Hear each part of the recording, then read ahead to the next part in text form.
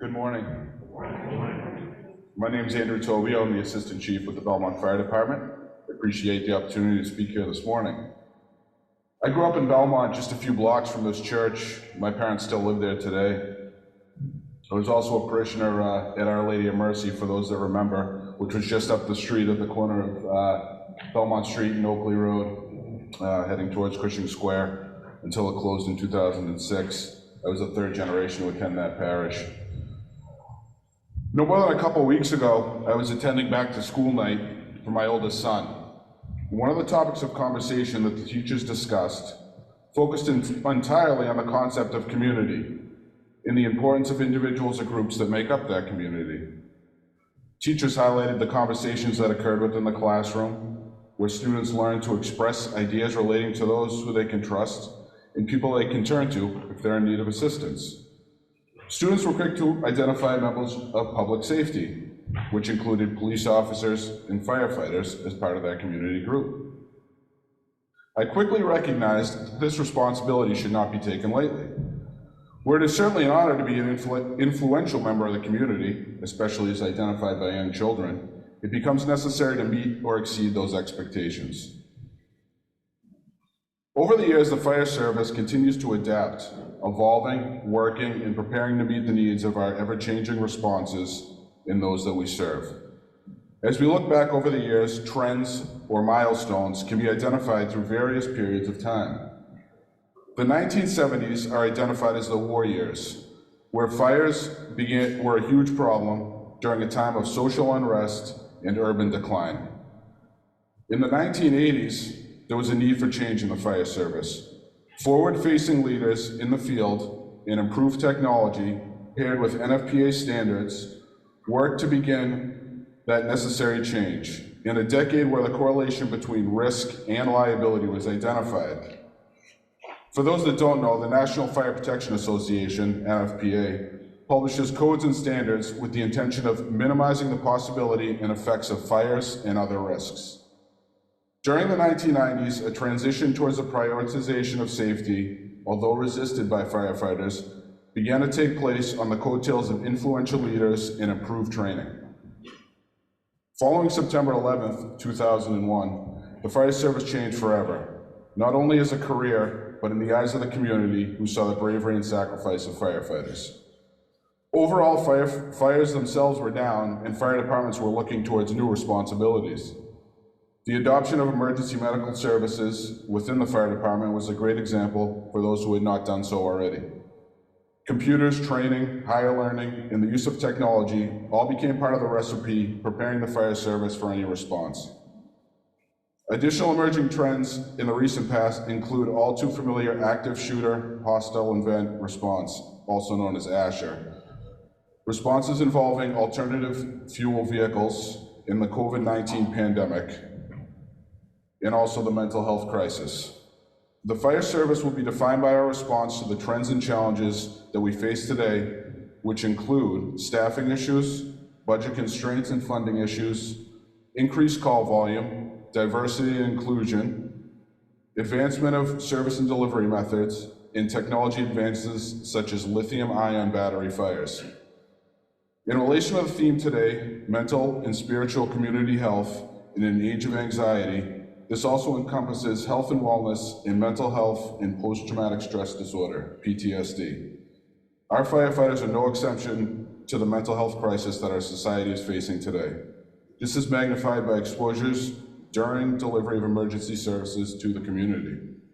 The fire service did extremely well in response to physical health and safety, but mental health is a bit behind. Organizations are working to improve the mental health of firefighters through available options such as peer support groups, mental health education and training, employee assistance programs, critical incident stress management, and wellness programs. Departments must have behavioral health resources or initiatives available to those in the fire service. In the same way that elementary schools identified firefighters as a resource for children when they need help, the church and its members can be an outlet for our community as well. Thank you.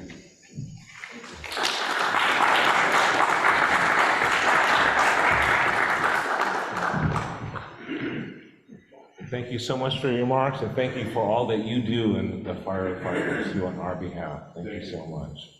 And Sheila, thank you for all that you do, walking with those in need. Thank you, Eric. Thank you so much, Eric, and all of you for welcoming me and my colleagues today. It is a great privilege to be here and to worship with you. This week has been a reminder that we are all living in a mystery that none of us will ever truly comprehend. We know that as the world changes around us, God is ever present, unchanging, always loving, and urging us forward with hope. Hope is both the gift that Jesus gives us in the resurrection and the choice we have to partner with God in bringing about the kingdom. As a chaplain and a first responder, I witness to a wide spectrum of human suffering every day. While suffering is something we can't avoid, it is something that we can strive to alleviate. What I truly have to offer as a chaplain is the gift of companioning. While the medical model treats patients to find a cure, a companioning model seeks to accompany patients so that they feel healed. Healing to me connotes peace, togetherness, compassion, community. I have learned that it is possible to be healed even in the absence of a cure. Dr. Alan Wolfelt has written a lot about companioning, and so I borrow from his wisdom in my own experiences. What is companioning about? Companioning is about being present to another person's pain. It is not about taking the pain away. Companioning is about honoring the spirit. It is not about focusing on the intellect. Companioning is about walking alongside. It is not about being led. Companioning is about being still. It is not about frantic movement forward. Companioning is about discovering the gifts of sacred silence. It is not about filling every moment with talk. Companioning is about listening with the heart. It is not about analyzing with the head. Companioning is about bearing witness to the struggles of others. It is not about judging or directing their struggles. Companioning is about respecting disorder and confusion. It is not about imposing order or logic. Companioning is about going to the wilderness of the soul with another human being. It is not about thinking you are responsible for finding the way out.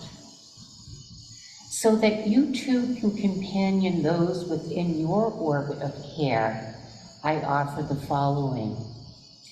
I encourage you to seek the deep inner part of yourself, to touch the holy, the sacred, the stillness and the solitude within you.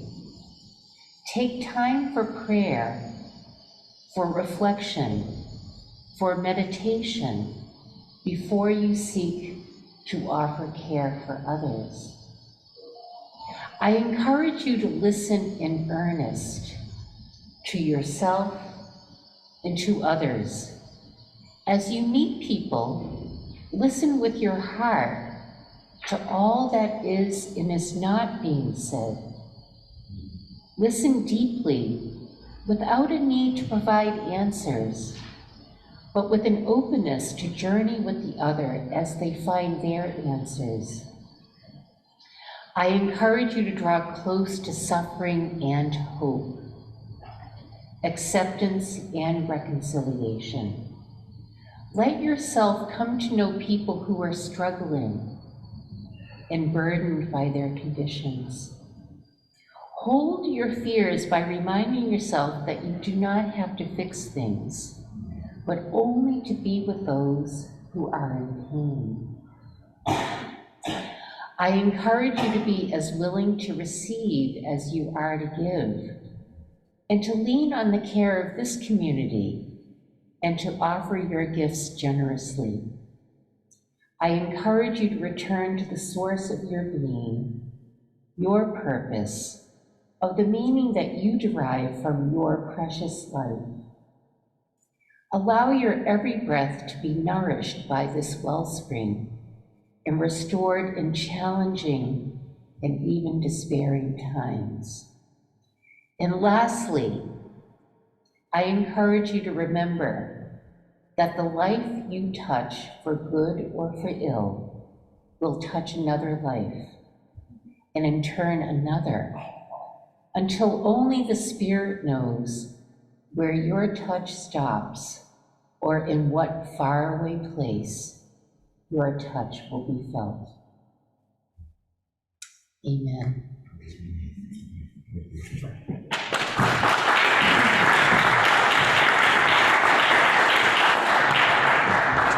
And thank you so much, Sheila, for those powerful words of companioning for all of us. Thank you. And now, to put him on the spot, I want to invite Belmont Assistant Police Chief Lieutenant Mark Hurley to give us a few words. Thank you so much. Thank you, Pastor. Good morning, everyone. He is putting me on the spot here. I don't have any prepared words, but I've been a police officer for 25 years now. I was a patrol officer, a sergeant, a lieutenant, and I was promoted to assistant chief 3 years ago. So I've kind of been around and I've had all different types of roles in the department and in the community. And all I'd really like to say is thank you to Pastor Eric, to all of you. That was very nice. The litany of thanks was touching, and it's nice to hear. We don't often hear kind of the good things. I know people appreciate us, but sometimes all you hear is bad things, kind of, and people complain about a parking ticket or this or that, but it's nice to hear. It's nice to be welcomed, and thank you all.